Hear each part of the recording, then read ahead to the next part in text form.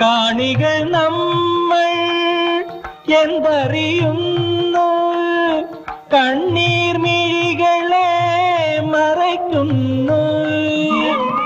അലകടൽ നടുവിലും അഖില മനസ്സിലും അണുവിലും പള്ളിയുറങ്ങുന്നു. ഈശ്വരൻ മനുഷ്യനായി അവതരിച്ചു, ഈ മണ്ണിൻ ദുഃഖങ്ങൾ സ്വയം വരിച്ചു.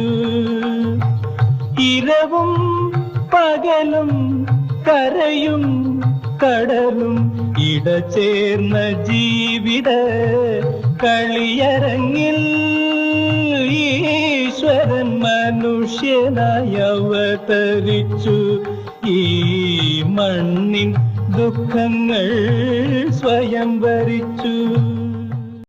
ഓം ഗുരുബ്രഹ്മ ഗുരുവിഷ്ണു ഗുരുർദേവോ മഹേശ്വര ഗുരു സാക്ഷാത് പരബ്രഹ്മ തസ്മൈ ശ്രീ ഗുരവേ നമഃ. ഓം ചിന്താലേശായ പരമഗുരുവേ നമഃ. ഓം ചിന്താലേശായ പരമഗുരുവേ നമഃ. ഓം ചിന്താലേശായ പരമഗുരുവേ നമഃ. നമസ്കാരം. ചിന്താലയ ഗുരു വിഷ്വൽ മീഡിയയുടെ പുതിയ ഒരു എപ്പിസോഡിലേക്ക് എല്ലാ മാന്യ പ്രേക്ഷകർക്കും സുസ്വാഗതം. നമ്മൾ ഇപ്പോൾ അടുത്ത സമയത്ത് സപ്താഹവുമായി ബന്ധപ്പെട്ട് എപ്പിസോഡ് ചെയ്തുകൊണ്ട് ഇരിക്കുകയാണ്. അതിൻ്റെ നെയ്യാറ്റിൻകര ആലയിൽ ആശ്രമത്തിൻ്റെ സപ്താഹവുമായി ബന്ധപ്പെട്ട് അതിൻ്റെ ഗുണഗണങ്ങൾ, നമ്മളെ ഇത് ശ്രവിക്കുന്ന 7 ദിവസത്തെ പാരായണവും നിങ്ങൾ കഥാരൂപത്തിൽ അദ്ദേഹം പറഞ്ഞു തരുന്നത് ശ്രവിച്ച് കുഞ്ഞുകുട്ടി പരാധീനങ്ങൾ തൊട്ട്, അതായത് കൊച്ചുകുട്ടികൾ തൊട്ട് മുതിർന്നവരെ ഉള്ളവർക്ക് ആത്മജ്ഞാനം ഉണ്ടാവും എന്നുള്ളതിന് സംശയം വേണ്ട. മാത്രമല്ല, കുട്ടികൾക്ക് ഇത് കേൾപ്പിച്ചു കൊടുക്കുന്നത് അവർ നല്ല വഴി നടക്കാൻ അവരെ സഹായിക്കുമെന്ന് സംശയം വേണ്ട. നമുക്ക് തന്നെ മാറ്റം വരും. നമ്മൾ ആവശ്യമില്ലാത്ത സമയം ദേവകാര്യങ്ങൾക്ക് വിനിയോഗിക്കും, അല്ലാതെ മറ്റ് ദുഷ്ടചിന്താഗതിയിലേക്ക് പോകത്തില്ല. നുണയും കുണ്ടണിയും മറ്റുള്ളവർക്ക് ഭാരവയ്ക്കുകയും ഒക്കെ ചെയ്യുന്നതിന് പകരം ഈ സമയം ഈ ഗുരുക്കന്മാരുടെ വചനം ശ്രവിക്കുകയും അതുവഴി നമ്മൾ മുന്നോട്ട് പോവുകയും ചെയ്യുകയാണെങ്കിൽ ആ കുടുംബത്തിന് തന്നെ ഐശ്വര്യം വരും എന്നുള്ളതിന് സംശയം വേണ്ട. ഭഗവാന്റെ ഗുണഗണങ്ങൾ, മാഹാത്മ്യം ശുഭമഹർഷിയുടെ ഹൃദയത്തിനെ ആകർഷിച്ചിട്ടാണ്. കാന്തത്തിനോട് അടുത്തിരിക്കുന്ന ഇരുമ്പിനോട് എന്തിനാ നീ കാന്തത്തിൻ്റെ അടുത്തേക്ക് പോയതെന്ന് ചോദിക്കാം, അതിന് വല്ലതും പറയാൻ പറ്റുമോ? കാന്തം തന്നെ അങ്ങോട്ട് ആകർഷിക്കുക അല്ലേ ഇരുമ്പിനെ. ഇതുമാതിരി ഹരേ ഗുണ ആക്ഷിപ്തമതീന, ഹരിഗുണങ്ങൾ, ഭഗവാന്റെ മാഹാത്മ്യങ്ങൾ കേട്ട ആ ശുഭമഹർഷിയുടെ മനസ്സ് കൃഷ്ണനിലേക്ക് ആകർഷിക്കപ്പെട്ടു. അതാണ് അതിനെന്ത് ചെയ്തു? ഈ ഭഗവാന്റെ മഹിമ ഭാഗവത ശ്ലോകങ്ങളിൽ വർണ്ണിച്ചിട്ടുണ്ട്. കൃഷ്ണന്റെ ആ സുന്ദര രൂപത്തെക്കുറിച്ചും ആ കൃഷ്ണന്റെ ആ ഭക്തവാത്സല്യത്തെക്കുറിച്ചും കാരുണ്യത്തെക്കുറിച്ചൊക്കെ പറയുന്ന വെളിവാക്കുന്ന ശ്ലോകങ്ങൾ ശുഗമഹർഷി ശിഷ്യന്മാരെ പഠിപ്പിച്ച് വ്യാസമഹർഷി പഠിപ്പിച്ചിട്ട് ശുഗമഹർഷി ധ്യാനിക്കുന്നിടത്ത് പോയി പാടാൻ പറഞ്ഞു. ധ്യാനത്തിലെല്ലാം മറന്നങ്ങനെ ഇരിക്കുക അദ്ദേഹത്തിൻ്റെ മനസ്സിനെ കാന്തം ഇരുമ്പിനെ ആകർഷിക്കുമ്പോൾ പിടിച്ചു വലിച്ചു അത്രേ ഭഗവാന്റെ മഹിമകൾ കേട്ടപ്പോൾ. അതാണ് ഇനി ഇത് ആരമഹിമയാണ്, എനിക്ക് കേട്ടിട്ടും മതി വരില്ലല്ലോ എന്ന് ചോദിച്ചിട്ടാണ് ശിഷ്യന്മാർ കൂട്ടിയിട്ട് വന്നത്. അച്ഛൻ ഇങ്ങനെ എത്രയാ ശ്ലോകങ്ങൾ എഴുതിയിട്ടുള്ളത്. അങ്ങനെ ഭഗവാൻ ഗുണഗണങ്ങൾ കൊണ്ട് മനസ്സ് ആകർഷിക്കപ്പെട്ടിട്ട് പിടിച്ചു വലിച്ചു എന്ന് പറയണം ഭഗവാൻ. അദ്ദേഹം അച്ഛൻ്റെ അടുത്ത് വന്നിരുന്നു, ഒരേ ഇരിപ്പിരുന്ന് ആ ഭാഗവതം മുഴുവനും പഠിച്ചു. മനസ്സിലായോ? അങ്ങനെ ആ ഭാഗവതം എപ്പോഴും പാടി അതിൽ ആനന്ദിച്ചുകൊണ്ട് ആ ഭഗവത് അനുഭൂതിയിൽ മുഴുകിക്കൊണ്ട് ശുഗമഹർഷി നടക്കുമ്പോഴാണ് ഈ പരീക്ഷിത്ത് മഹാരാജാവ് ആ ഗംഗാതീരത്ത് വന്ന് ഭഗവാനെ ആശ്രയിച്ചിരുന്നത്. ഭഗവാന്റെ ഉത്തമ ഭക്തനാണ് അദ്ദേഹം. അമ്മയുടെ വയറ്റിൽ വെച്ചേ ഭഗവാന്റെ അനുഗ്രഹം കൊണ്ട് രക്ഷപ്പെട്ട കുട്ടിയാണ് എന്നൊക്കെ മനസ്സിലാക്കിയിട്ടുള്ള ശുഗമഹർഷി ഏറ്റവും യോഗ്യനായ ഒരു ഭക്തനാണ്, ശിഷ്യനാണ് ഇവിടെ തയ്യാറായതെന്ന് മനസ്സിലാക്കിയിട്ട് ക്ഷണിക്കാറ് തന്നെ ശുഗമഹർഷി ഗംഗാതീരത്ത് പരീക്ഷത്തിൻ്റെ അടുത്ത് വന്ന് ആ പരീക്ഷത്തിന് ശ്രീമദ് ഭാഗവതം ഉപദേശം കൊടുത്തു. എല്ലാവിധ ദുഃഖങ്ങളെയും ഇല്ലാണ്ടാക്കാൻ ഈ ഭാഗവതത്തിന് കഴിവുണ്ട്. അതാണ് ഭാഗവതത്തിൻ്റെ മഹിമ. അങ്ങനെ സാമാന്യം ചുരുക്കി ഇതുവരെ ചോദ്യങ്ങൾക്ക് ഉത്തരം പറഞ്ഞു. അപ്പം ഇനി പരീക്ഷത്തിൻ്റെ ജന്മം കുറിച്ച് വിസ്തരിച്ച് കേൾക്കണം. അപ്പം അതിനുവേണ്ടി പിന്നെ പരീക്ഷത്തിൻ്റെ ജന്മത്തെക്കുറിച്ച് പറയാം. പരീക്ഷത്ത് ആരായിരുന്നു? പരീക്ഷത്ത് എങ്ങനെയാണ് ജനിച്ചത്? പരീക്ഷത്തിനെ എങ്ങനെയാണ് അമ്മയുടെ വയസ്സിൽ വെച്ച് ഭഗവാൻ രക്ഷിച്ചു എന്ന് പറഞ്ഞല്ലോ. അതൊക്കെ എങ്ങനെയാണ് കഥ പറയണമല്ലോ. അതിന് മഹാഭാരത യുദ്ധത്തിൻ്റെ അവസാന ഭാഗം മുതൽ പറയണം. പറഞ്ഞാൽ പരീക്ഷത്തിൻ്റെ കഥയിലേക്ക് വരാൻ പറ്റുള്ളൂ. 18 ദിവസമാണ് നീണ്ടു നിന്നത് ഭാരതയുദ്ധം. 18 അക്ഷൗണി ഉണ്ടായി. ആ 18 അക്ഷൗണി നശിക്കാൻ കേവലം 18 ദിവസമേ വേണ്ടി വന്നുള്ളൂ എന്നാണ്. നോക്കൂ, ആ യുദ്ധത്തിൽ ഭൂമിയിലെ ദുഷ്ടന്മാരൊക്കെ ചത്തുമടിച്ചു. വിരലിൽ എണ്ണാവുന്നവർ മാത്രമാണത്രേ ഇരു സൈന്യങ്ങളിലും ബാക്കിയായത്. മനസ്സിലായോ? ഇവിടെ പാണ്ഡവന്മാർ വേറെ 2-3 പേര്, അവിടെ 2-3 പേര്, കൃപാചാര്യര്, ശ്രദ്ധാമാവ് തുടങ്ങിയിട്ട് ചില ആൾക്കാർ, ഇത്രേ ഉണ്ടായുള്ളൂ. അവസാനത്തെ രംഗം എന്തായിരുന്നു? ഭീമസേനൻ്റെ ഗത കൊണ്ടുള്ള അടികൊണ്ട് ദുര്യോധൻ്റെ തുടയിൽ തകർന്നു. അയാൾ അവിടെ വീണു. തുടയിൽ ഉടഞ്ഞാലും മരിക്കണില്ലല്ലോ, ഉടനെ മരിക്കില്ലല്ലോ. അങ്ങനെ കിടന്ന് മരണത്തോട് മല്ലടിച്ചുകൊണ്ട് അനങ്ങാൻ വയ്യാതെ തിരിയാൻ വയ്യാതെ വേദന കൊണ്ട് പൊളഞ്ഞു കിടക്കുന്ന സമയത്ത് അദ്ദേഹത്തിൻ്റെ ആ ശരീരത്തെ കഴുകുകൾ വന്ന് കുത്തി തിന്നാൻ തുടങ്ങി. അത്രേ ജീവനുടെ ശരീരത്തെ കുറുക്കന്മാർ വന്ന് കടിച്ചു വലിക്കുക. അത്ര അങ്ങോട്ടും കിട്ടും. ആട്ടാൻ നിർത്തിയില്ല, അനങ്ങാൻ പറ്റുന്നില്ല, വേദന കൊണ്ട് പൊളയുക. നാവ് വരണ്ടു ഇത്തിരി വെള്ളം കൊടുക്കാൻ ആളില്ല അവിടെ. അത് കണ്ടുകൊണ്ട് ദ്രോണപുത്രനായ അശ്വത്ഥാമ അവിടെ വന്നു. അശ്വത്ഥാമാവിന് അദ്ദേഹത്തിനോട് വലിയ കടപ്പാടാണ്. എന്താ കാരണം? അശ്വത്ഥാമാവിന് ദാരിദ്ര്യത്തിൻ്റെ കൂടായിരുന്നു. മനസ്സിലായോ? എന്നും കട്ടൻ കാപ്പിയാ, പാലൊഴിച്ച് ചായയെ കുടിച്ചിട്ടില്ല. അപ്പോൾ പിന്നെ പാല് കുടിക്കാനുള്ള കഴിവില്ല എന്ന് പറയേണ്ട ആവശ്യമുണ്ടോ? പാലൊഴിച്ച് ചായയെ കുടിക്കാൻ കഴിയാത്ത ആളെങ്ങനെ പാല് കുടിക്കുക? അപ്പോൾ ഇതിനെ പറ്റിക്കാൻ വേണ്ടി കൂട്ടുകാരൊക്കെ എന്ത് ചെയ്തു? അരിമാവ് കലക്കിയ വെള്ളം കൊണ്ടുവരും. എന്നിട്ട് ഈ അശ്വത്ഥാമാനെ വിളിച്ചുകൊണ്ട് പോകും. എടോ, നിങ്ങൾ പാല് കൊണ്ടുവന്ന് എനിക്ക് തരാം എന്ന് പറഞ്ഞാൽ കുടിച്ചോളൂ എന്ന് പറഞ്ഞാൽ കുടിപ്പിക്കുക. എന്താ കുടിപ്പിക്കുക? അരിമാവ് കലക്കിയ വെള്ളം. കാണുമ്പോൾ വെളുത്തിരിക്കണ്ടല്ലോ. ആ കുട്ടി പാലാഞ്ചത് കുടിക്കും അത്രേ. പിന്നെയാണ് കഴിക്കുമ്പോൾ ചവർക്കുമല്ലോ. അപ്പോൾ ഈ കുട്ടിയെ കളിയാക്കും അരിമാവ് കുടിപ്പിച്ചു എന്ന് പറഞ്ഞിട്ട്. അതൊക്കെ കരഞ്ഞുകൊണ്ട് അച്ഛൻ്റെ അടുത്ത് പോയി പറയും. ഇത്രയും ദാരിദ്ര്യവും കഷ്ടപ്പാടിൽ കഴിഞ്ഞ കുട്ടിയാണ് ആര്? അശ്വത്ഥാമാവ്. ഇന്ന് അശ്വത്ഥാമാവ് കഴിയണ എങ്ങനെയാണ്? ഒരു രാജകുമാരൻ്റെ പദവിയിലാണ്. എവിടെ? ഹസ്തിനാപുരത്തിൽ. ഇതൊക്കെ സൗകര്യം ആര് ചെയ്തു കൊടുത്തതാ? ദുര്യോധന. എന്തിനത്? തൻ്റെ ഗുരുനാഥൻ്റെ മകനാണല്ലോ. അപ്പോൾ തൻ്റെ മകനെ, ഗുരുനാഥൻ്റെ മകനെ എൻ്റെ സ്വന്തം അനുജനമായി സ്നേഹിച്ച എല്ലാ സൗകര്യങ്ങളും ചെയ്തു കൊടുക്കുമ്പോൾ ഗുരുനാഥന് പ്രത്യേകം തങ്ങളോട് കാരുണ്യം ഉണ്ടാവുമല്ലോ. ഗുരുനാഥൻ്റെ അനുഗ്രഹം പിടിച്ചു പറ്റാൻ വേണ്ടി ചെയ്തതാണ്. എന്തായാലും തനിക്ക് ഇത്രയൊക്കെ നിലയൊക്കെ ഉണ്ടാക്കി തന്ന തൻ്റെ യജമാനനല്ലേ ഈ കിടക്കണത്.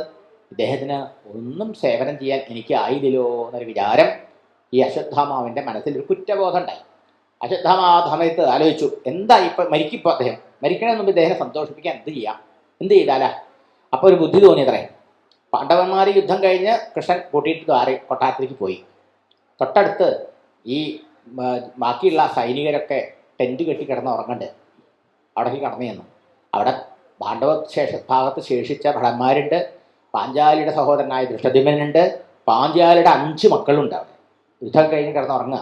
ആ പാഞ്ചാലിയുടെ 5 മക്കളുടെ ചെറുപ്പക്കാർ അവരുടെ തല മുറിച്ചെടുത്ത് വെട്ടിയെടുത്ത് ഈ ദുര്യോധൻ്റെ മുമ്പിൽ കൊണ്ടുവച്ച് കൊടുത്തു. എന്താ വിചാരിച്ചത്? അങ്ങേക്ക് പാണ്ഡവന്മാരുടെ വംശം ഇല്ലാണ്ടാക്കാൻ പറ്റിയില്ല, ഞാൻ എന്താ ഇല്ലാണ്ടാക്കി. ഇനി ഈ കുട്ടികളില്ലാണ്ടായ പാണ്ഡവ വംശം ഉണ്ടാവില്ലല്ലോ. അപ്പോൾ സന്തോഷിക്കുന്നു വിചാരിച്ചു. പക്ഷേ സന്തോഷം ഉണ്ടായില്ല. ദുര്യോധനൻ എന്നാ പറഞ്ഞു. ഈ വർത്തമാനം പാഞ്ചാലി അറിഞ്ഞപ്പോഴേക്കും പാഞ്ചാലി മാറത്തടിച്ച് പൊട്ടിക്കരയാൻ തുടങ്ങി. ഭർത്താക്കന്മാർ 5 പേര് ജയിച്ചു എന്ന് പറഞ്ഞു വരിക. ഭർത്താക്കന്മാരുടെ ജയത്തിന് പകരം കൊടുക്കേണ്ടത് എന്താ? തൻ്റെ വീരന്മാരായ 5 യുവപുത്രന്മാരുടെ ജീവിതം ബലി ഉറക്കേണ്ടി വന്നില്ലേ? അമ്മയ്ക്ക് ആ വിജയം ആസ്വദിക്കാൻ പറ്റുമോ? ഭർത്താവിന് വിജയം ഉണ്ടായി, പക്ഷെ മക്കളൊക്കെ മരിച്ചു യുദ്ധത്തിൽ. മക്കൾ മരിച്ചിട്ട് ആ ദുഃഖത്തിൽ നിന്ന് പുറത്തെടുക്കാൻ പറ്റുമോ? എത്ര വിജയം ഉണ്ടായിട്ട് എന്താ കേട്ടിരുന്ന കാര്യം? പാഞ്ചാലി മാറത്തടിച്ച് കരയാൻ തുടങ്ങി. അർജുനൻ പറഞ്ഞു, സമാധാനിപ്പിച്ചു, സാരമില്ല, ഏത് ദുഷ്ടനായവനെ കൊന്നതെന്ന് വെച്ചാൽ അവൻ്റെ തല ഞാൻ ഇതുമാതിരി മുറിച്ചു കൊണ്ടുവരാം, എന്നിട്ട് നിന്റെ മുമ്പിൽ കൊണ്ടുവയ്ക്കാം, അതുകൊണ്ട് നീ സമാധാനിക്കുക എന്ന് പറഞ്ഞ് തേരെടുത്തുകൊണ്ട് കൃഷ്ണനോട് പോയി. അപ്പോഴേക്കും അശ്വത്ഥാമാവ് ഓടി അർജുനൻ ഇപ്പം പിടിക്കും എന്നുള്ള തല വന്നു. പിടിച്ച അർജുനൻ കൊല്ലും എന്നറിയാം അല്ലേ? അത്ര പരാതം ചെയ്തല്ലേ. ഉടനെ അശ്വത്ഥമാവ് എന്ത് ചെയ്തു? ബ്രഹ്മാസ്ത്രമെടുത്ത അർജുനനെ വധിക്കാൻ വേണ്ടി അയച്ചു. ഈ ബ്രഹ്മാസ്ത്രത്തിൻ്റെ ഒരു സ്വഭാവം എന്താ?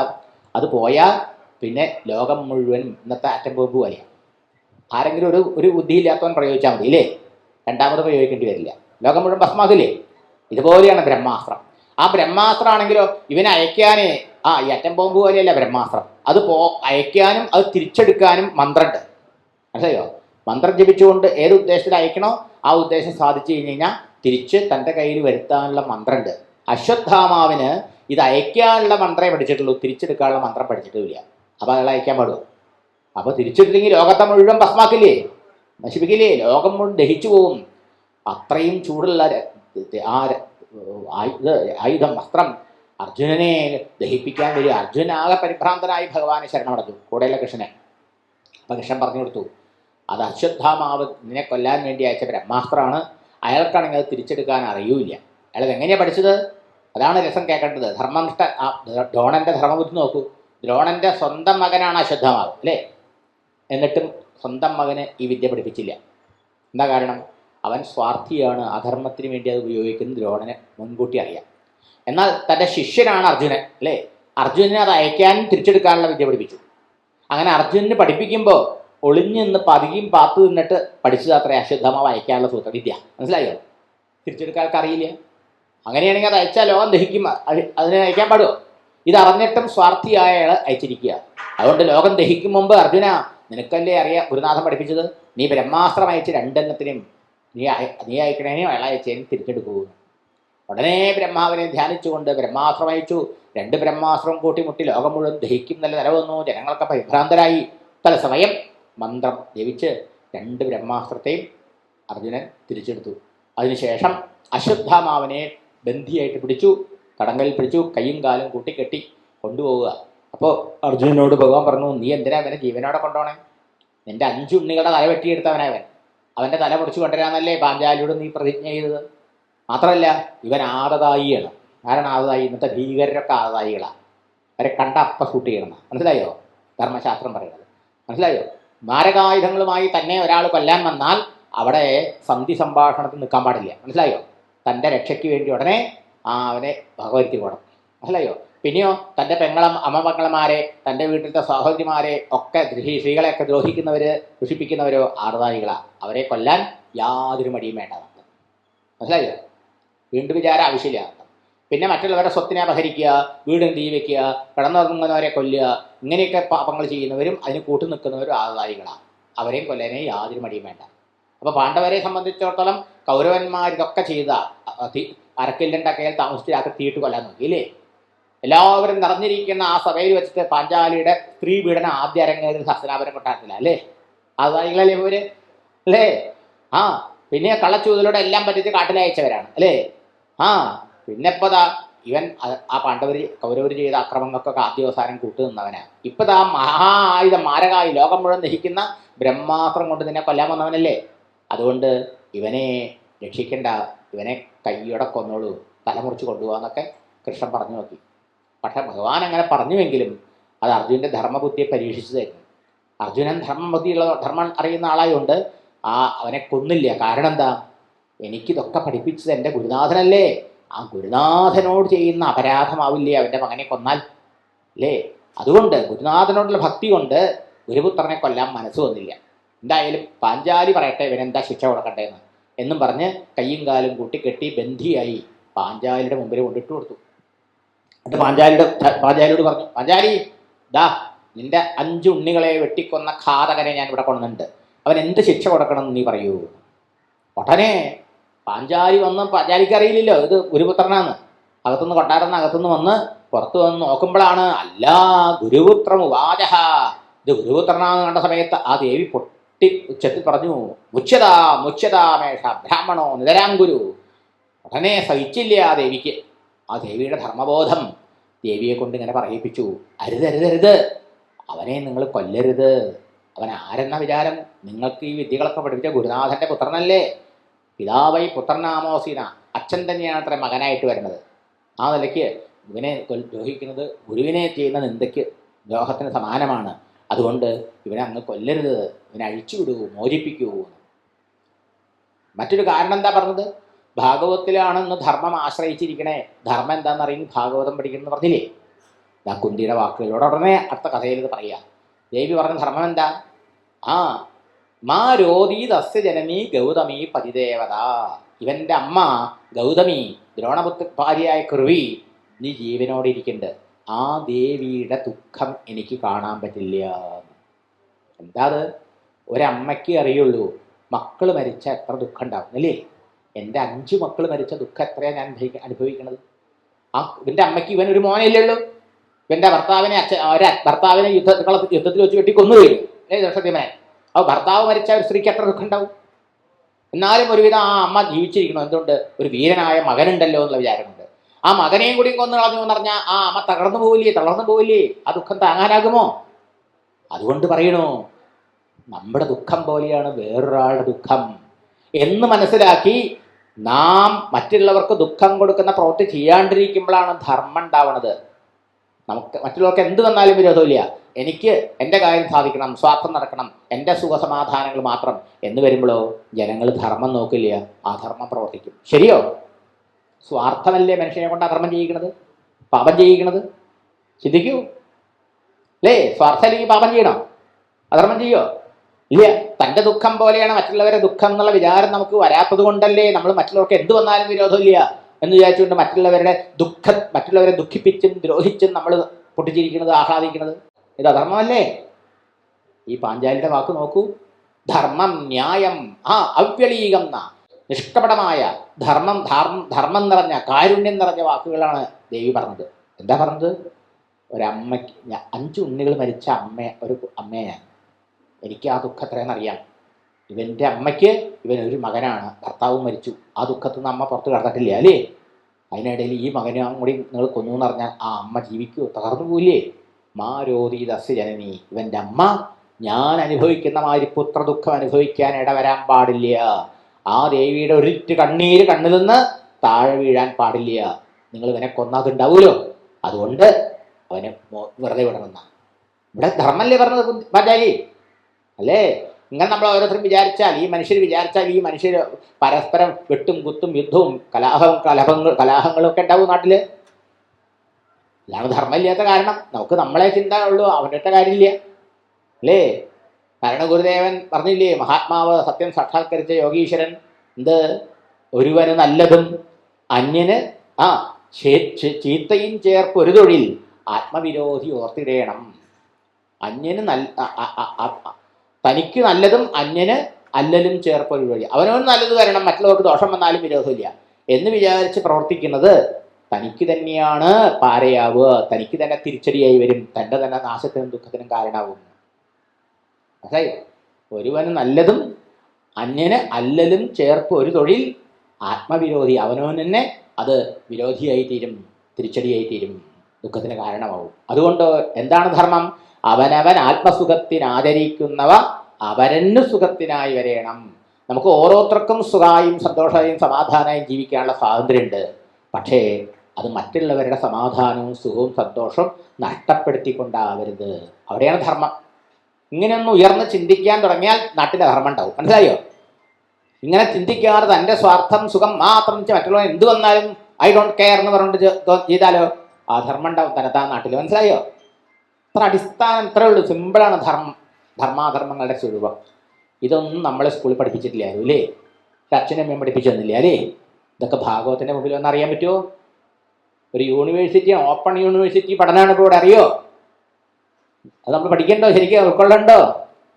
അത് ചിന്തിച്ച് നോക്കൂ. ഭാഗവത്തിൻ്റെ മഹാത്മ്യം, സർവ്വധർമ്മങ്ങളും ഭാഗവത്തെ ആശ്രയിച്ചിരിക്കുന്നു, വെറുതെ പറഞ്ഞതല്ല. മനസ്സിലായില്ലേ? ധർമ്മത്തിൻ്റെ അടിസ്ഥാനം എന്താ? മഹാഭാരതത്തിൽ വ്യാസമഹർഷി എഴുതി വെച്ചിട്ടുണ്ട്. എന്താ? ശ്രൂയതാം ധർമ്മ സർവസ്വം ശ്രുത്വാ നിത്യം വിചാര്യതാം ആത്മന പ്രതികൂലാനി പരേഷാം ന സമാചരേത്. ഒറ്റ വരിയിൽ അദ്ദേഹം പറഞ്ഞത്. ധർമ്മത്തിൻ്റെ സാരം ഞാൻ പറയാൻ, കേൾക്കൂ, കേട്ടിട്ടോ. നിങ്ങൾ ഓരോന്ന് ചെയ്യുമ്പോഴും ഇത് ആലോചിച്ചിട്ട് ഞാൻ ചെയ്യണം, ധർമ്മമാണോ അധർമ്മമാണോ എന്ന് ആലോചിച്ച് ചെയ്യൂ. അധർമ്മം പ്രവർത്തിക്കാണ്ടിരിക്കൂ, ധർമ്മം മാത്രം പ്രവർത്തിക്കൂ. എന്താണ് ധർമ്മം? ആത്മനഃ പ്രതികൂലാനി, തനിക്ക് പ്രതികൂലവും വിപരീതവുമായ ഒന്നും മറ്റുള്ളവർ തനിക്ക് ഇങ്ങനെ ചെയ്താൽ അത് തനിക്ക് പ്രതികൂലവും വിരോധവും ദുഃഖത്തിനും കഷ്ടത്തിനും കാരണമാകുന്നു എങ്കിൽ അത്തരം ഒരു പ്രവൃത്തിയും തന്നിൽ നിന്ന് പരേഷാമ്ന സമാചരേ, മറ്റുള്ളവരോട് ചെയ്യരുത്. ഇതാണ് ധർമ്മത്തിൻ്റെ മർമ്മം, അടിസ്ഥാനം. മനസ്സിലായോ? ഞാനിങ്ങനെ മറ്റുള്ളവരോട് ചെയ്താൽ അവരെന്നോട് അങ്ങനെ ചെയ്യണമെങ്കിൽ എനിക്ക് എങ്ങനെ ഉണ്ടാവും? എനിക്ക് സുഖമാവോ, സന്തോഷമാവോ, സമാധാനം ഉണ്ടാവുമോ, അത് കഷ്ടാവുമോ? അപ്പം എന്നെ മാറിയില്ലേ അവരും, അതുകൊണ്ട് ഞാൻ അവരോട് ചെയ്യാൻ പാടില്ല കേട്ടോ എന്ന് ചിന്തിച്ച് വിചാരിച്ച് അതിനനുസരിച്ച് പ്രവർത്തിക്കുക നമ്മളെ ധർമ്മം ഉണ്ടാവുള്ളൂ. ഇത് വലിയൊരു എഡ്യൂക്കേഷനാണ്, വലിയൊരു സംസ്കാരമാണ്, വലിയൊരു പഠിപ്പാണ്. മനസ്സിലായോ? സ്കൂളിലും കോളേജിലും ഡോക്ടറായിട്ടൊന്നും കാര്യമില്ല, എഞ്ചിനീയറായിട്ടൊന്നും കാര്യമൊന്നുമില്ല, എന്തൊക്കെ പഠിച്ചിട്ടും കാര്യമില്ല. മനസ്സിലായോ? അടിസ്ഥാനമായ ജീവിതത്തിൻ്റെ അടിത്തറധർമ്മമാണ് ഇത്. ജീവിതത്തിൻ്റെ ബേസായിട്ട് നമുക്ക് സംസ്കാരം ഉണ്ടാവണം. മനസ്സിലായില്ലേ? ഇതാണ് മനുഷ്യ ജീവിതത്തിൻ്റെ മഹത്വം. മൃഗങ്ങൾക്ക് ഇങ്ങനെ ചിന്തിക്കാനോ പ്രവർത്തിക്കാനാവുമോ? ഇല്ല, മനുഷ്യനാവും. തൻ്റെ സ്വാർത്ഥത്തിന് വേണ്ടി വേറൊരാൾ നരഹിക്കാൻ, കഷ്ടപ്പെടാൻ, ദുഃഖിക്കാൻ ഇടവരാൻ പാടില്ല എന്ന് ഉയർന്ന് ചിന്തിച്ച് പ്രവർത്തിക്കാൻ തൻ്റെ ജീവിതം കൊണ്ട് മനസ്സാ വാച കർമ്മണ കഴിയുന്നത്ര ജീവജാലങ്ങൾക്ക് നല്ലത് വരണം, ക്ഷേമം ഉണ്ടാവണം, സന്തോഷം ഉണ്ടാവണം, നന്മ ചെയ്യാറാകണം എന്ന് വിചാരിച്ച് അതിനനുസരിച്ച് പ്രവർത്തിക്കാനുള്ള കഴിവ് സൃഷ്ടിയിൽ വേറെ ആർക്കുമില്ല. ഈ മനുഷ്യനെന്ന മൃഗത്തിന് മാത്രമേ ഉള്ളൂ. മനസ്സിലായോ? ഇരുക്കാലി മൃഗ ഈ മനുഷ്യൻ, രണ്ടു കാലുള്ള മൃഗം തന്നെയാണ്. കാരണം മൃഗസ്വഭാവമൊക്കെ നമ്മുടെ ഉള്ളിലുണ്ട് അല്ലേ? പക്ഷേ ഈ മനുഷ്യൻ ഇങ്ങനെയും ജീവിക്കാൻ പറ്റും. അങ്ങനെ ജീവിക്കുമ്പോൾ എന്തായി? ആ ഇരുക്കാലി മൃഗം മൃഗമല്ലാണ്ടായി. ഗോഡ് അപ്പോൺ എർത്ത് എന്നാണ് മഹാന്മാർ ഗുരുദേവൻ അവരെ കുറിച്ച് പറഞ്ഞത്. മനസ്സിലായോ? ഈ ഭൂമിയിലെ ദേവന്മാരാവും. മനസ്സിലായോ? അവരെ ഭൂമിയിലത്തെ ദേവന്മാരാവും. സാധാരണ ആൾക്കാരല്ല വരുന്നത്. തൻ്റെ മനസ്സാ വപുസ വാക്കുകൊണ്ടും പ്രവൃത്തി കൊണ്ടും പരോപകാരം ചെയ്ത് അവർക്ക് വേണ്ടി ജീവിക്കുന്നവര് കേവലം മനുഷ്യരല്ല, അവരാണത്ര ദേവന്മാര്. ഇങ്ങനെയാണ്. എന്തായാലും പാഞ്ചാലിയുടെ ആ അഭിപ്രായത്തെ ശ്രീകൃഷ്ണൻ അനുമോദിച്ചു, ധർമ്മപുത്രൻ അനുമോദിച്ചു, എല്ലാവർക്കും ഇഷ്ടമായി. പക്ഷെ ഒരാൾക്ക് മാത്രം ഇഷ്ടമായില്ല. അതാരാ? ഭീമസേനന്. ഭീമസേനന് ഇവൻ 4 ഇടി കൊടുക്കണം, അവനെ കൊല്ലണം എന്നാണ് അഭിപ്രായം. ഇത്രക്ക പാപം ചെയ്ത് അധർമ്മം ചെയ്ത് ഇവനെ ഇവനോടെ വെറുതെ വിട്ട് അവൻ ഇനി അധർമ്മം ചെയ്യും. അതുകൊണ്ട് ഇവനെ എപ്പോൾ അവനെ കൊല്ലണം നല്ലതെന്ന് ധർമ്മസങ്കടത്തിലായി അർജുനൻ. അർജുനന് ഇപ്പം ആര് പറഞ്ഞത് കേൾക്കും, അനുസരിക്കും? പാഞ്ചാലി പറഞ്ഞതാണോ നടപ്പാക്കേണ്ടത്, അതോ ഭീമസേനൻ്റെ അഭിപ്രായം നടപ്പാക്കണം? ധർമ്മസങ്കടമായില്ലേ? ഉടനെ വീണ്ടും ഭഗവാനോട് തന്നെ ചോദിച്ചു, കൃഷ്ണനോട് ചോദിച്ചു, കൃഷ്ണ ഞാൻ എന്ത് ചെയ്യും? അപ്പോൾ കൃഷ്ണൻ പറഞ്ഞു, ബ്രഹ്മബന്ധുർന ഹന്തവ്യ ആദതായീവതാർഹണ മയാ ഏവ ഉഭയമാമനാദം പരിവാഹി അനുശാസനം. ഭഗവാൻ പറയാണ്, ബ്രാഹ്മണൻ എത്ര വിഹീന പ്രവൃത്തികൾ ചെയ്താലും അവനെ ശിരസ് മുറിച്ചു കൊല്ലാൻ പാടില്ല എന്നുണ്ട് ധർമ്മശാസ്ത്രം. അതേ സമയത്ത് സകല വേദശാസ്ത്രങ്ങളും പഠിച്ച ബ്രാഹ്മണനാണെങ്കിലും ആറുതായി ആണെങ്കിൽ, നേരത്തെ പറഞ്ഞ കുറ്റങ്ങൾ ചെയ്ത ആള്, അതിന് കൂട്ടു നിന്ന ആള്, മാരകായുധമായിട്ട് കൊല്ലാൻ വരുന്ന ആള്, ഇവരൊക്കെ ആറുതായികളാണ്. ആറുതായി ആണെങ്കിലോ വീണ്ടു വിചാരമില്ലാതെ അവരെ കൊല്ലാം. ഇത് രണ്ടും ശാസ്ത്രങ്ങളിലൂടെ ഭഗവാൻ പറഞ്ഞേക്കുന്നതാണ്. അപ്പോൾ ഭഗവാന്റെ ആ വാക്കിന്, വേദവാക്യത്തിന് വിരുദ്ധമാവാൻ പാടില്ല. അർജുനനും ഭീമസേനും പാഞ്ചാലിക്കും ഒന്നും വിരോധമാവാൻ പാടില്ല. ആ രീതിയിൽ അർജുന നീ യുക്തമായി പ്രവർത്തിച്ചോളൂ. ഭഗവാന്റെ സങ്കല്പം മനസ്സിലായി അർജുനന്. എന്ത് ചെയ്തു? ശിരസ് മുറിക്കൽ മാത്രമല്ല വധം, വേറെ വധത്തിന് അർത്ഥമുണ്ട്. തേജോവധം എന്നൊരു വധമുണ്ട് അല്ലേ? തലമുണ്ടനം ചെയ്ത് അയാളുടെ സ്വത്തൊക്കെ മേടിച്ചെടുത്ത് അയാൾ നാട് കടത്തുക, ഇതൊരു വധ. അപ്രകാരം ചെയ്തു. ശിരസ് മുറിച്ച് കൊല്ലാൻ പാടില്ല എന്നല്ലേ ബ്രാഹ്മണനെ. അതുകൊണ്ട് അശ്വത്ഥാമാവിൻ്റെ തലയിൽ ഒരു രത്നം ഉണ്ടായിരുന്നു, അതിനെ എടുത്ത് അയാളുടെ തലയൊക്കെ മുണ്ടനം ചെയ്ത് അയാളെ അപമാനിച്ച് അയാളെ നാട് കടത്തി. ഇങ്ങനെ തൽക്കാലം സന്ദർഭോചിതമായി അർജുനൻ പ്രവർത്തിച്ചു. പക്ഷേ ഇത്രയൊക്കെ ഈ ദുഷ്ടന്മാരോടും അധർമ്മികളോടും നമ്മൾ കാരുണ്യം കാണിച്ചാൽ ഉണ്ടാവുന്ന വിന എന്താണെന്ന് മഹാഭാരതത്തിലൂടെ പഠിപ്പിക്കുക, ഭാഗവതത്തിൽ പഠിപ്പിക്കുക. മനസ്സിലായോ? ശരിക്കും ഈ അശ്വത്ഥാമാവ് ഈ കാരുണ്യം അർഹിക്കുന്നുണ്ടായിരുന്നോ? ഉണ്ടായിരുന്നില്ല അല്ലേ? അതുകൊണ്ട് അവന് പാഞ്ചാലിയുടെ മഹാമനസ്കത കൊണ്ട് അവനെ കൊല്ലേണ്ടതാണ്, കൊല്ലാതെ അവനെ വെറുതെ അയച്ചെങ്കിലും അയാൾ അതങ്ങനെ എടുത്തില്ല. ഇത്രയൊക്കെ എന്നോട് വാത്സല്യവും കാരുണ്യം കാണിച്ച് എൻ്റെ ജീവനെ രക്ഷിച്ച ആ പാണ്ഡവരോട് ഇനി നല്ല രീതിയിൽ കഴിയണം, അവരെ സഹായിക്കണം എന്നല്ലേ വിചാരിക്കേണ്ട അയാൾ. പക്ഷെ അതിന് പകരം അയാൾ എന്താ ശപഥം ചെയ്തത്? ഈ പാണ്ഡവന്മാരെ 5 പേരെയും ഈ അവരുടെ വംശം നിലനിൽക്കാൻ പോകുന്ന അഭിമന്യുവിൻ്റെ പുത്രനായ ഉത്തരയുടെ വയറ്റിലുള്ള കുട്ടിയെയും ഉത്തരയെയും ഒക്കെ ഞാൻ ഈ ബ്രഹ്മാസ്ത്രം കൊണ്ട് കൊന്നു തള്ളും. ഈ പാണ്ഡവ വംശത്തെ തന്നെ ഭൂമിയിൽ ഞാൻ വച്ചേക്കില്ല. ഇതാണല്ലോ ഭീകരന്മാർ അല്ലേ? അവരോട് നമ്മൾ കൃപ കാണിക്കാൻ പാടില്ല എന്നിട്ട് പഠിപ്പിക്കുക, ഭാരതം പഠിപ്പിക്കുക. അതുകൊണ്ടാണ് ഇപ്പോൾ പാകിസ്ഥാന് നല്ല തിരിച്ചടി കൊടുത്തത് നമ്മുടെ ഗവൺമെൻറ്. മനസ്സിലായോ? അപ്പോൾ ചടനോട് ശാഠ്യമേ പറ്റുള്ളൂ, മുട്ടാളന്മാരോട് മുട്ടാളത്തിനേ പറ്റുള്ളൂ.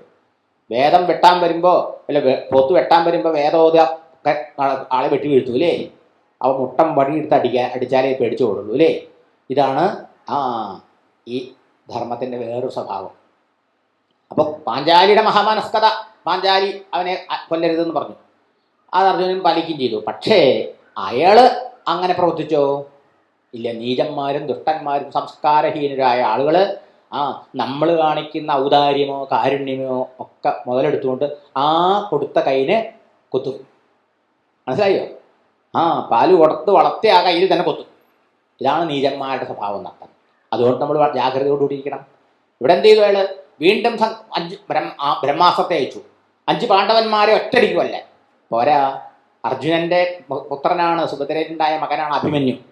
അഭിമന്യു യുദ്ധത്തിൽ മരിച്ചു, വ്യൂഹത്തിൽ വിട്ടിട്ട്. അഭിമന്യുവിന്റെ ഭാര്യയാണ് ഉത്തര ഗർഭത്തിൽ കുട്ടിയെ ഗർഭം ധരിച്ചുകൊണ്ടിരിക്കുക. മനസ്സിലായോ? ആ കുട്ടിയാണ് പരീക്ഷിത്തായത്. അപ്പൊ അശ്വത്ഥമാവന്ത് കണക്കാക്കി 5 പാണ്ഡവന്മാരെയും കൊല്ലുക, പാഞ്ചാലിയുടെ 5 മക്കളെ നേരത്തെ അയാളിനെ കൊന്നു.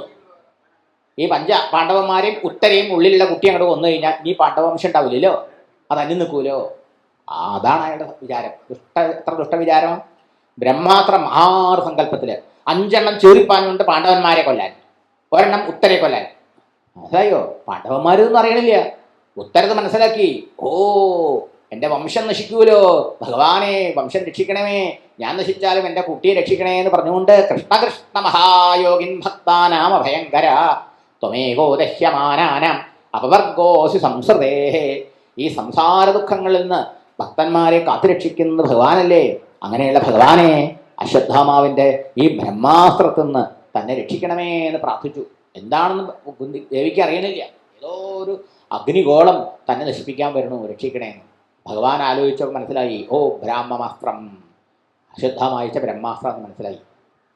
ഇത്തവണ ഭഗവാൻ തന്നെ അവരെ രക്ഷ എടുത്തു ഭഗവാൻ തൻ്റെ സുദർശനം.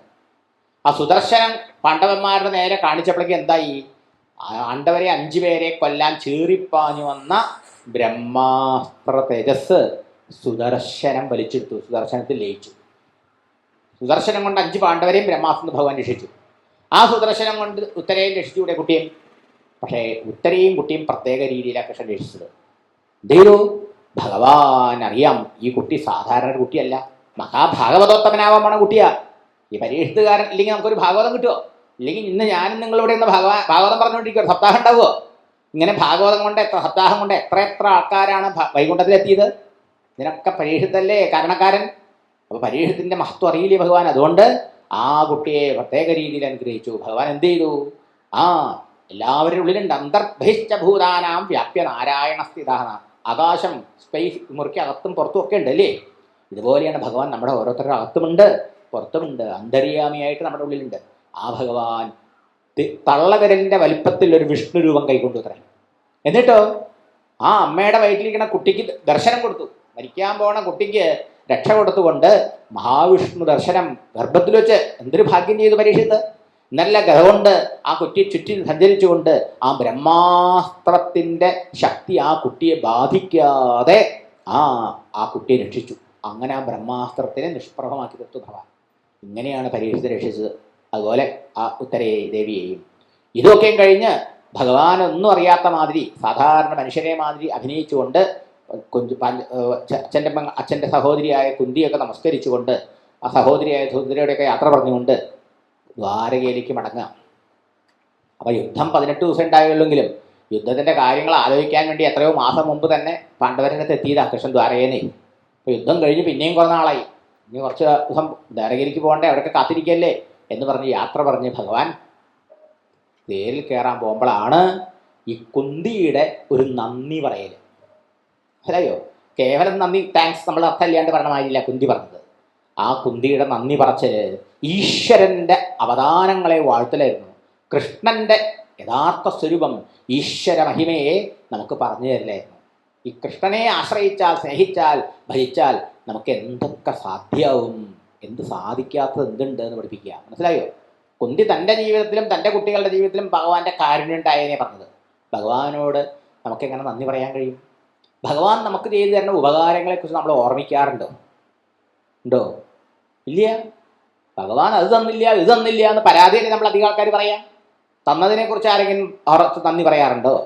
കുന്തി പറയണു, കൃഷ്ണൻ ഭഗവാൻ നമുക്ക് തന്നത് ഓർത്താൽ നമുക്ക് നന്ദി പറയാൻ വാക്കുകൾ ഉണ്ടാവില്ല. മനസ്സിലായോ? ഹൃദയം അലിയും, കണ്ഠം ഗദ്ഗതമാകും, കണ്ണുകൾ ഈറനണിയും. ഇത്രയധികം ഭഗവാൻ നമുക്ക് തന്നിട്ടുണ്ട് അല്ലേ? പക്ഷെ നമ്മളെപ്പോഴും എന്താ, ഭഗവാൻ എനിക്ക് എന്ത് തന്നു? ഞാൻ ചോദിച്ചാൽ ഓരോന്നും തന്നില്ല. നിനക്കാര് ശരി മനുഷ്യജന്മം തന്നില്ലേ ഇല്ലേ? ഈശ്വരനെ സേവിക്കാൻ മറ്റ് ഒരു ആടുമാടുകളായ പറ്റുമോ? ആ മനുഷ്യജന്മം തന്നതിന് ദൈവത്തിനോട് എപ്പോഴും നന്ദി പറയണ്ട്. നമ്മളെ ഈ ശ്വാസോച്ഛ്വാസം നമുക്ക് വേണ്ടി നടത്തിക്കൊണ്ടിരിക്കണോ? ഹാർട്ട് മിടിക്കണോ? ഈ ശരീരത്തിന് ജീവൻ തന്നിരിക്കണോ? ഇതിന് നന്ദി പറയണ്ടോ? ആ ജീവൻ പോയാൽ നമുക്ക് ജീവിതം ഉണ്ടോ? എന്തെല്ലാം ദൈവം തന്നു നമുക്ക്. ഭഗവാനെ നോക്കാൻ ധ്യാനിക്കാൻ പറഞ്ഞ കണ്ണ് തന്നു, ഭഗവാന്റെ കഥ കേൾക്കാൻ കാത് തന്നു, ഭഗവാനെ ധ്യാനിക്കാൻ മനസ്സ് തന്നു അല്ലേ? ഭഗവാനെ പൂജിക്കാൻ കൈ തന്നു, ഭഗവാനെ പ്രദർശനം ചെയ്യാൻ കാല് തന്നു. ഇതൊക്കെ ഭഗവാന് വേണ്ടി ഉപയോഗിക്കണ്ടോ നമ്മൾ? ഇല്ല. നമ്മൾ വിഷയങ്ങൾക്ക് വേണ്ടി ഉപയോഗിക്കുക. ഭഗവാൻ നമുക്ക് എത്തൊക്കെ തന്നിരിക്കണം. കുന്തി പറയാണ്, ഭഗവാനെ അവിടത്തോടുള്ള കടപ്പാട് ഞങ്ങൾക്ക് എത്ര നന്ദി പറഞ്ഞാലും തീരാത്തതല്ലേ. ഭഗവാനെ അവിടുന്ന് ആരാ? അവിടുത്തെ ഈ ലോകം എങ്ങനെയാണ് കണ്ടത്? കൃഷ്ണൻ ജീവിച്ചിരുന്ന കാലത്ത് കൃഷ്ണനെ ഈശ്വരനായി കണ്ടവർ വളരെ കുറവ് ആൾക്കാരെ, വിരലെണ്ണാവുന്നവരാണ്. അതിലൊരുത്തിയാണ് ഭാഗ്യവതിയായ കുന്തി. ഒരുത്തനാണ് വിതുരര്, മറ്റൊരാളാണ് ഭീഷ്മര്. ഇങ്ങനെ കുറച്ച് ആൾക്കാർക്ക് കൃഷ്ണന്റെ ദിവ്യത്വം മനസ്സിലായി മനസ്സിലായി ആശ്രയിച്ചവരൊക്കെ മുക്തരാവുകയും ചെയ്തു. കണ്ടോ? വൈകുണ്ഠത്തിലെത്തി. കുന്തി പറയാണ്, ആരാണങ്ങ്? അങ്ങ് നമസ്യേ പുരുഷൻ ആദ്യം കേവലം പ്രകൃതേ പര. അങ്ങ് ആരാണ്? അങ്ങ് പരമപുരുഷനാണ്. പ്രകൃതിയെ കൊണ്ട് ഈ പ്രപഞ്ച സൃഷ്ടി സ്ഥിതി ആദികൾ ലീലയാ നടത്തുന്നവനാണ്. സർവ്വചരാചരങ്ങളിലും അന്തര്യാമിയായിരിക്കുന്നവനാണ്. എന്നിട്ടും ആരും അങ്ങേ തിരിച്ചറിയാതെ പോകുന്നു. അങ്ങ് ഉള്ളിലുള്ളത് കൊണ്ടാണ് ഈ ജീവരാശികളൊക്കെ ജീവനോടിരുന്ന് അവരവരുടെ സാമർഥ്യം, കേമത്വം, ഞാൻ എൻ്റെ എന്നൊക്കെ അഭിമാനിക്കുന്നത്. അത് പോയാൽ കഴിഞ്ഞില്ലേ? ഈ ശ്വാസം നടത്തുന്ന നമ്മളാണോ? അല്ല, സർവ്വചരാചരങ്ങളുടെ അന്തര്യാമിയായിരിക്കണോ? എന്നിട്ടും കൂടെ എപ്പോഴും ഉള്ളവനെ നമ്മൾ ഓർക്കാറില്ല. ഉണ്ടോ? ഭഗവാൻ നമ്മുടെ കൂടെ ഇല്ലാത്തൊരു സമയമില്ലേ? 24 മണിക്കൂർ 365 ദിവസവും ഭഗവാൻ ഹോളിഡേ ഇല്ല, സൺഡേ ഇല്ല. ഭഗവാന് 3 ഷിഫ്റ്റ് പണിയാണ്. നമുക്കൊക്കെ ഒരു ഷിഫ്റ്റേ ഉള്ളു പണി അല്ലേ? ഭഗവാന് കൂലിയില്ലാത്ത വേലയാ, ആരും ശമ്പളം കൊടുക്കണില്ല. ഇതാരാ ഓർക്കണേ? ഇങ്ങനെ നമ്മളെ സേവിച്ചുകൊണ്ട് നമ്മളിന്ന് പ്രത്യുപകാരമൊന്നും പ്രതീക്ഷിക്കാതെ രാവും പകലും എന്ന് വേണ്ട സദാ നമ്മെ സേവിച്ചുകൊണ്ട് അനുഗ്രഹിച്ചുകൊണ്ട് കൂടെ ഉണ്ടായിട്ടും ഇങ്ങനൊരുത്തൻ എൻ്റെ കൂടെ ഉള്ളത് കൊണ്ടാണ് ഞാൻ ജീവനോടിരിക്കുന്നത്, എൻ്റെ ജീവിതം സാധ്യമാകുന്നതെന്ന് ഓർക്കാത്ത നന്ദിയില്ലാത്തവരല്ലേ നമ്മളൊക്കെ? ഇതാണ് കുന്തി പറയണത്. ആരെങ്കിലും ചിന്തിക്കണമെങ്കിൽ അവർക്കൊക്കെ നന്ദിയുണ്ട്. പക്ഷെ അധികം ആൾക്കാർ ഓർമ്മിക്കാറില്ല. കുന്തി മറന്നില്ല. കുന്തി പറയാണ്, എല്ലാം എൻ്റെ ജീവിതത്തിലെല്ലാം നിന്റെ അനുഗ്രഹം കൊണ്ടാണ് അല്ലേ? കുട്ടിയിലെ തന്നെ ഭർത്താവ് മരിച്ചു അല്ലേ? 5 കുട്ടികളെ 5 കൈക്കുഞ്ഞുങ്ങളെ കൈ കൊടുത്ത ഭർത്താവ് മരിച്ചത് കാട്ടിൽ വെച്ച് പാണ്ഡുവില്ലേ? പിന്നെ ആ കുട്ടികളെ വളർത്താനുള്ള പാട് എത്രയായിരുന്നു? ശരിയല്ലേ? അപകടനെ അനുഭവിച്ചുകൊണ്ട് കൊട്ടാരത്തിലെ വാസം. ദുര്യോധനാദികളാണെങ്കിൽ ചെന്നായ്ക്കള്, തൻ്റെ കുട്ടികളാണെങ്കിൽ ആട്ടുംകുട്ടികൾ. ചെന്നായ്കളുടെ ഇടയിൽ പെട്ട ആട്ടുംകുട്ടികൾ ജീവനോടെ ബാക്കി ഉണ്ടാവുമോ? ഇതുപോലെ ആ ചെന്നായകളിൽ നിന്ന്, ഈ 100 ചെന്നായകളിൽ നിന്ന് ഈ 5 ആട്ടുംകുട്ടികളെ അവിടെ നിന്നല്ലേ രക്ഷിച്ചത്? അവിടുത്തെ കൃപയല്ലേ? ഇതൊക്കെ കുന്തിക്കറിയാം. അല്ലയോ? വിഷാദ് മഹാഗ്നേ പുരുഷാദ് അദർശനാദ് അസൽസഭായ വനവാസകൃച്ഛത മൃതേ അനേക മഹാരഥാസ്ത്ര ദ്രൗണ്യശ്ചതശ്ചാസ്മഹരേഭിരക്ഷിത. പറഞ്ഞാലും തീരണില്ല കുന്തിക്ക്. എന്തൊക്കെയാണ് ആപത്ത് തൻ്റെ ജീവിതത്തിൽ വന്നത്? ആപത്തൊഴിഞ്ഞിട്ട് നേരണ്ടായ ജീവിതത്തിൽ കുന്തിക്ക് ആപത്തിൽ വളർന്ന് ജനിച്ച് ആപത്തിൽ വളർന്ന് ആപത്തൊഴിഞ്ഞൊരു നേരെ ഉണ്ടായില്ല. പക്ഷേ ആ ദേവിയുടെയും കുട്ടികളുടെയും ആപത്തിനെ മുഴുവൻ ആരാണ് തട്ടി നീക്കിയത്? ആപത് ബാന്ധവനായ ഭഗവാൻ കൃഷ്ണൻ. എന്തുകൊണ്ട്? ആ കുന്തി ആ ഭഗവാനെ ആത്മാർത്ഥമായി ആശ്രയിച്ചു സേവിച്ചു. അതുകൊണ്ട് മനസ്സിലായോ? കൃഷ്ണനാണ് ഞങ്ങളുടെ രക്ഷകൻ, നാഥൻ എന്ന് ഉറച്ചു വിശ്വസിച്ചു അമ്മ. ഭഗവാന്റെ സ്വഭാവം എന്താ? ഏ യഥാ മാം പ്രപദ്യന്തേ താൻ തഥാ ഏവ ഭജാമ്യഹം. നിങ്ങൾ എന്നോട് എങ്ങനെയാണോ ഞാൻ നിങ്ങളോട് അങ്ങനെയാണ്. എന്നെ നിങ്ങൾ രക്ഷകനായി കണക്കാക്കിയാൽ നിങ്ങളുടെ രക്ഷകനാവും. ഞാൻ രക്ഷ ഏറ്റെടുക്കും. മനസ്സിലായോ? കുന്തി ജീവിതത്തിന്റെ സർവസ്വവും കൃഷ്ണനെ ഏൽപ്പിച്ചു. അപ്പോഴോ കൃഷ്ണന് അത് ഏറ്റെടുക്കാണ്ടിരിക്കാൻ പറ്റുമോ? ഇതാണ് നമ്മളെ ഏൽപ്പിക്കണില്ല ഭഗവാനെ. ഏൽപ്പിച്ച ഭഗവാനെ ഏറ്റെടുക്കും. ഇങ്ങനെയാണ് തൻ്റെ 5 ഉണ്ണികളുടെ ജീവിതം ആപത്ത് കൂടാതെ കാത്തൂലേ? വിഷം കൊടുത്ത് ഭീമസേനെ കൊല്ലാൻ ശ്രമിച്ചു കൗരവന്മാര്. സദ്യയിൽ പായസത്തിൽ വിഷമൊക്കെ കൊടുത്ത് ആ ഊണൊക്കെ കഴിഞ്ഞ് കിടന്നുറങ്ങുന്ന ഭീമസേൻ്റെ കൈയും കാലും കൂട്ടിക്കെട്ടി ഗംഗാനദിയിൽ കൊണ്ട് കെട്ടി താഴ്ത്തി. ജന്മം അയാൾ പിന്നെ എണീറ്റ് വരും ജീവനോടെ. പക്ഷേ ഭഗവാന്റെ കാരുണ്യം ഉണ്ടെങ്കിൽ വല്ലതും സംഭവിക്കുമോ? ഭഗവാന്റെ കാരുണ്യം കൊണ്ട് ഭീമസേനൻ നേരെ താണ് നാഗങ്ങൾ, സർപ്പങ്ങൾ താമസിക്കുന്ന നാഗലോകത്തെ ചിത്രം. അവിടത്തെ ഇപ്പം നാഗങ്ങൾ വന്ന് കടിച്ചു.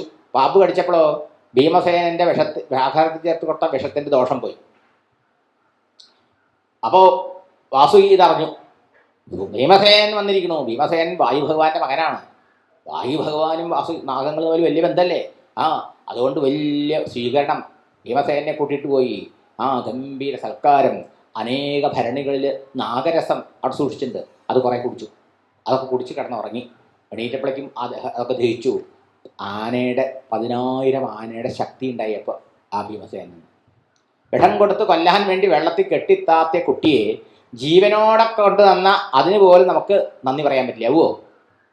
ആ കുട്ടി മരിച്ചു പോകേണ്ടതാ. മരിച്ചു പോകേണ്ട കുട്ടിയെ ജീവനോടെയല്ലേ കുന്തി പ്രാർത്ഥിച്ചുള്ളൂ. പക്ഷേ ഭഗവാൻ വെറും ജീവനോടെയല്ല, അവനെ 10,000 ആനയുടെ ശക്തിയുള്ളവനാക്കിയിട്ടാണ് തിരിച്ച് കുന്തിക്ക് കൊണ്ടുകൊടുത്തത്. എങ്ങനെയാ കുന്തിക്ക് നന്ദി പറയാൻ പറ്റുക? അതുകൊണ്ടല്ലേ അവൻ എത്ര വലിയ കേമന്മാരായ ദുഷ്ടന്മാരെ വധിക്കാൻ സാധിച്ചു. 10,000 ആനയുടെ ശക്തിയുള്ള ജരാസന്ധനെ ഗദായുദ്ധത്തിൽ അടിച്ചു കൊല്ലാൻ സാധിച്ചത് ഈ ഭീമസേനന് ഈ കൃഷ്ണകൃപ കൊണ്ടായിരുന്നില്ലേ? ആ ജരാസന്ധനെ അന്ന് കൊന്നില്ലായിരുന്നുവെങ്കിൽ ജരാസന്ധന്റെ ജയിലിൽ അടിമകളായി കഴിഞ്ഞിരുന്ന 20,600 രാജാക്കന്മാരെ രക്ഷപ്പെടുത്താൻ കഴിയുമായിരുന്നോ? ഇല്ല. ആ ജരാസന്ധനെ കൊന്നില്ലെങ്കിൽ ധർമ്മപുത്ര മഹാരാജാവിന് രാജസൂയ നടത്താൻ കഴിയുമായിരുന്നോ? കഴിയില്ല. ഇതൊക്കെ സാധിച്ചത് ഈ ഭഗവാന്റെ അനുഗ്രഹം കൊണ്ട്, ഭീമസേന് ഇത്രയൊക്കെ ശക്തി ഉണ്ടാക്കി കൊടുത്തത് കൊണ്ടും ആ ഭീമന് ഈ ജരാസന്ധനെ വധിക്കാൻ സാധിച്ചത് കൊണ്ടുമല്ലേ? ഇതൊക്കെ എങ്ങനെയാ മറക്കാൻ പറ്റിയ കുന്തിക്ക്? അതാണ് പോരാ. ബകാസുരൻ അല്ലേ, ഒരു വണ്ടി ചോറും അതിനെ തെളിക്കുന്ന ആളെയും 2 കാളകളെയൊക്കെ പിടിച്ചു നിന്നാലും വയറ് നിറയാത്തവനാണ് ആ ബകാസുരൻ. ആ നാട്ടുകാർക്ക് മുഴുവൻ ഏകചക്രയിൽ വസിക്കുന്ന സമയത്ത് അവർക്ക് മുഴുവൻ പേടി സ്വപ്നം ഉറക്കം കെടുത്തിയവനാണ് അല്ലേ? കുന്തി തൻ്റെ പുത്രനെ അയച്ചു ധൈര്യമായിട്ടല്ലേ, നാട്ടുകാർക്ക് അഭയം കൊടുത്തുകൊണ്ട്. സദ്യ ഒരുക്കി ഭീമസേനോട് കൊണ്ടുപോകാൻ പറഞ്ഞു. ഭീമസേനൻ അവിടെ പോയി അവൻ്റെ മുമ്പിൽ നിന്നൊക്കെ ശാപ്പാടും കഴിച്ച് വയറൊക്കെ നിറഞ്ഞ് വെല്ലുവിളിച്ചു ഭഗനെ. അങ്ങനെ ഭഗനെ ഒരു ഇടിക്ക് ചോര ശബ്ദിച്ചു കൊന്നു. നാട്ടുകാർക്ക് മുഴുവൻ അഭയം കൊടുത്തില്ലേ? ഹിഡിംബനാസുരൻ, ഹിഡിംബിയുടെ ആങ്ങളെ അല്ലേ? ഇവരൊക്കെ ആരാണ്? അമാനുഷന്മാർ, ഭയങ്കര ശക്തന്മാരല്ലേ? ഇവരൊക്കെ തൻ്റെ പുത്രനെ ജയിക്കാൻ സാധിച്ചത് കൃഷ്ണകൃപ കൊണ്ടാണ്, തൻ്റെ മകൻ്റെ മിടുക്കും സാമർഥ്യം അല്ല എന്നാണ് കുന്തി തിരിച്ചറിഞ്ഞത്. ഇതാണ് നമ്മൾ മറന്നു പോകുന്നത്. നമ്മുടെ മക്കളുടെ മിടുക്ക് സാമർഥ്യം എന്നൊക്കെ നമ്മൾ വിചാരിക്കുക. ഈശ്വരൻ്റെ അനുഗ്രഹം കൊണ്ടാണ് അതൊക്കെ നടക്കണമെന്ന് വിചാരിക്കുമോ? വിചാരിക്കാറില്ല. പക്ഷെ കുന്തി മറന്നില്ല, എൻ്റെ മോൻ്റെ മിടുക്കൊന്നുമല്ല, കൃഷ്ണൻ്റെ അനുഗ്രഹം കൊണ്ടാണ് ഇതെല്ലാം സാധിച്ചത്. ഇതാണ് ഇപ്പം പറയണത്. മൃതേ മൃതേ അനേക മഹാരഥാസ്ത്രത. ഈ മഹാഭാരത യുദ്ധത്തിൽ പാണ്ഡവർക്ക് വിജയം കണി കാണാൻ പറ്റുമോ?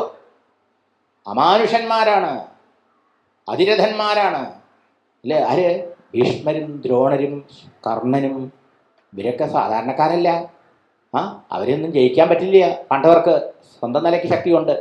പക്ഷേ കൃഷ്ണൻ്റെ കാരുണ്യല്ലേ ഇവരെയൊക്കെ കൊല്ലാനും ഈ കൗരവ സൈന്യത്തെ ജയിക്കാനും പാണ്ഡവർക്ക് ആപത്തൊന്നും വരാതെ അവരെ സുരക്ഷിതമായി ഭാരതയുദ്ധത്തിൽ വിജയിപ്പിച്ചതും കൃഷ്ണൻ്റെ കാരുണ്യ അനുഗ്രഹമല്ലേ? ഇത് മറന്നില്ല ആര്? കുന്തി. അതിനൊക്കെ നന്ദി പറയണേ ഇപ്പോൾ.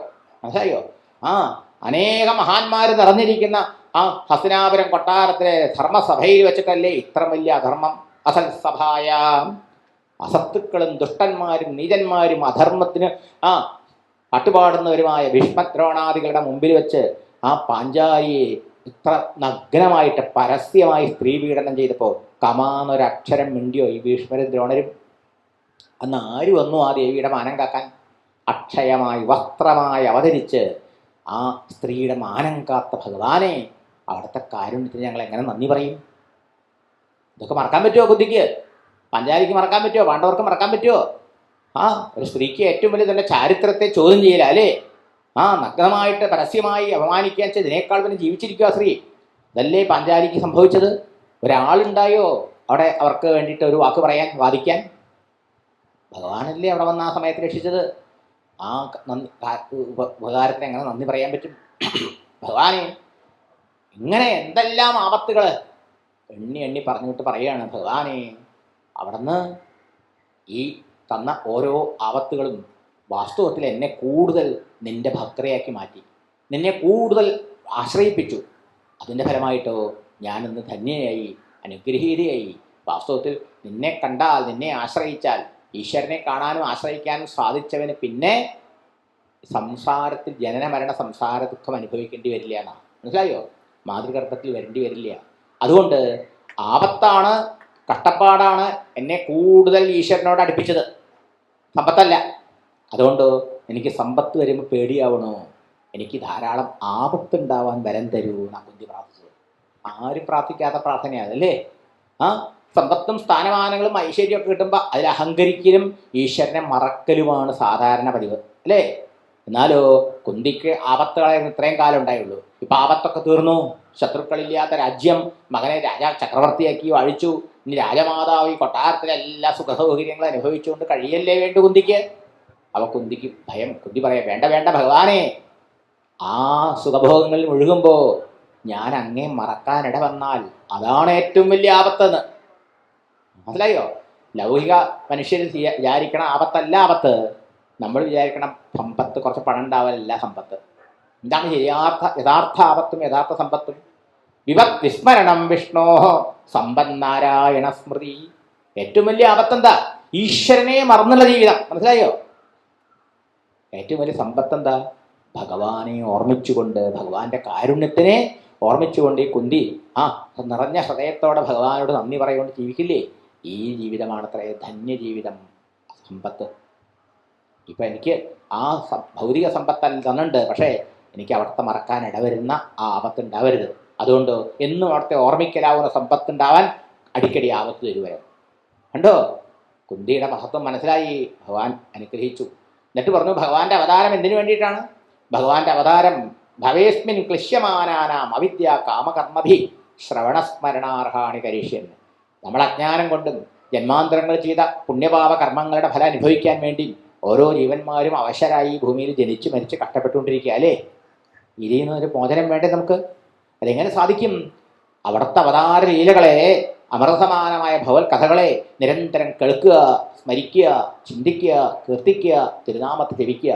ഇതൊന്നു മാത്രമേ നമുക്ക് ചെയ്യേണ്ട ആവശ്യമുള്ളൂ. ഇതുകൊണ്ട് ഭഗവാനിൽ ഭക്തി ഉണ്ടാകും. ആ ഭക്തി കൊണ്ട് എല്ലാ മനസ്സിൻ്റെ മാലിന്യങ്ങളും ശുദ്ധി ഉണ്ടാവും. അങ്ങനെ നമുക്ക് ഓരോരുത്തർക്കും ഭഗവാന്റെ പാദങ്ങളിൽ എത്തിച്ചേരാൻ സാധിക്കും. ഇതിനു വേണ്ടിയിട്ടാണ് അത്രേ ഭഗവാൻ ഈ അവതാരം ലീല ചെയ്തത്. അല്ലാതെ ഭൂഭാരം തീർക്കാൻ ഭഗവാൻ ഇവിടെ വരുന്നു വേണ്ട. ഒരു യുദ്ധത്തിലുണ്ടായ എത്ര ആൾക്കാർ മരിക്കുന്നുണ്ട്? ഒരു വെള്ളപ്പൊക്കം ഉണ്ടായ എത്ര ആൾക്കാർ മരിക്കുന്നുണ്ട്? ഒരു മഹാമായി കൊറോണ വന്നപ്പോൾ എത്ര കോടി ആൾക്കാർ മരിച്ചുല്ലേ ഈ ലോകത്തിൽ? ഇതൊക്കെ ഭഗവാന്റെ രക്ഷയല്ലേ അല്ലേ? ആ ഭൂഭാരം ജനസംഖ്യ കുറയ്ക്കാൻ ഭഗവാന്റേതായ മെത്തേഡുണ്ട്, ടെക്നിക്കുകളുണ്ട്. മനസ്സിലായോ? നാച്ചുറൽ വെപ്പൺസ് ഉണ്ട്, മനുഷ്യനിർമ്മിതമായ ആയുധങ്ങളുണ്ട്. എന്താ അത്? വായു, കൊടുങ്കാറ്റിൽ നശിക്കണോലേ? ഓരോ തവണ വെള്ളപ്പൊക്കം ഉണ്ടാകുമ്പോൾ എത്ര ആൾക്കാർ നശിക്കണോലേ? അഗ്നിബാധ കൊണ്ട് നശിക്കണോലേ? ഇതിന് പുറമെയാണ് മനുഷ്യൻ നടത്തുന്ന ഈ യുദ്ധങ്ങൾ. ശരിയല്ലേ? അപ്പോൾ ഭഗവാനെ ഭൂഭാരം തീർക്കാൻ ഭഗവാൻ ഇവിടെ വരുന്നും വേണ്ട. ഭഗവാൻ വന്ന് അവതാരമെടുത്ത് ലീലകൾ ചെയ്യുന്നതുകൊണ്ടുള്ള ഗുണം നമുക്ക് ആ കഥകൾ കേൾക്കാം, പാടാം, പറയാം, കീർത്തിക്കാം, ഭഗവാന്റെ രൂപം പൂജിക്കാം, ഭഗവാന്റെ രൂപം ധ്യാനിക്കാം, അവർക്ക് ഭഗവാന് വേണ്ടി കർമ്മങ്ങൾ അനുഷ്ഠിക്കാം. അങ്ങനെയായ നമ്മുടെ അജ്ഞാനവും കർമ്മവാസനകളും ഒക്കെ നമ്മൾ മുക്തരാവും. അതൊക്കെ നീങ്ങി മനസ്സ് ശുദ്ധമായി നമുക്ക് ഓരോരുത്തർക്കും ഭഗവാനിലെത്താം. മനസ്സിലായോ? വൈകുണ്ഠത്തിലെത്താം. ഇതിൻ്റെ അവസരം വേണ്ടേ? ഇത് ഭഗവാൻ അവതാരം ചെയ്ത് ലീലകൾ ആടിയില്ലെങ്കിൽ എങ്ങനെ ഉണ്ടാവും? ഇതിനു വേണ്ടിയിട്ടാണ് ഭഗവാന്റെ അവതാരവും ലീലകളുമെന്നാണ് പരമഭക്തയായ കുന്തി ലോകത്തിനോട് ഈ സ്തുതിയിലൂടെ പറഞ്ഞു തരുന്നത്. ഇതാണ് കുന്തി സ്തുതിയുടെ മാഹാത്മ്യം. മനസ്സിലായോ? ഇത് തന്നെയാണ് ബ്രഹ്മദേവനും പറയണത്. എന്ത് ചെയ്യണം? ഭഗവാൻ അവതാരം എടുക്കണതിന് മുമ്പേ ഭഗവാനോട് നന്ദി പറഞ്ഞുകൊണ്ട് ബ്രഹ്മദേവൻ സ്തുതിക്കുമ്പോൾ പറയും, ഭഗവാന്റെ അവതാരങ്ങൾ ഭഗവാനെ ഈ ഭഗവാന്റെ അവതാരത്തിന് ശേഷമുള്ള നമുക്ക് വേണ്ടിയാണ്, കലികാല ജനങ്ങൾക്ക് വേണ്ടിയാണ്. മനസ്സിലായോ?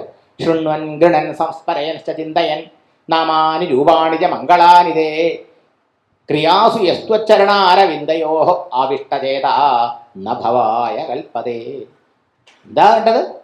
ശൃണ്വൻ ഗൃണൻ സംസ്മരയൻ. നമ്മൾ ചെയ്യേണ്ടതെന്താ? ആ ഭഗവാന്റെ കഥകള്, ലീലകള്, അവതാര ലീലകള് പാടുക, കേൾക്കാൻ പറ്റിയ കേൾക്കുക, കീർത്തിക്കാൻ പറ്റിയ കീർത്തിക്കുക, സ്തോത്രമായിട്ടും കഥാരൂപത്തിലും ഒക്കെ കേൾക്കുക. അതിന് പ്രയാസമില്ലല്ലോ, ഇങ്ങനെ വന്നിരുന്നാൽ പോരെ. ശൃണ്വൻ കേൾക്കണം, പോണവിടെ. മനസ്സിലായോ? അത് നമ്മളെ സ്വാധീനിക്കാൻ അനുവദിക്കണം.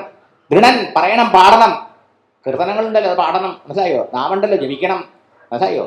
ക്രിയാസു കർമ്മങ്ങളൊക്കെ ആ ഭഗവാന്റെ സന്തോഷിച്ച് ഭഗവത് ആരാധനമായി അനുഷ്ഠിക്കണം. ഇത്രയും നമ്മൾ ആകെ ചെയ്താലോ മഴിഞ്ഞു നമ്മുടെ ഈ ജന്മ അവസാനത്തെ ജന്മം. മനസ്സിലായോ? ഈ ജന്മത്തിൽ നമ്മൾ ഓരോരുത്തരും ഭഗവാനിൽ ലയിച്ച് സായുജ്യമടയും, വൈകുണ്ഠത്തിലെത്തും. ഇത്തരം ഒരവസരം ഭഗവാൻ അവതാരം എടുത്ത് ലീലകൾ ആടിയില്ലെങ്കിൽ ഉണ്ടാവുമോ? ഇതിനാണ് ഭഗവാന്റെ അവതാരവും ലീലകളും. ഇതിനെ നമ്മൾ പ്രയോജനപ്പെടുത്തണം എന്നാണ് പറയുന്നത്.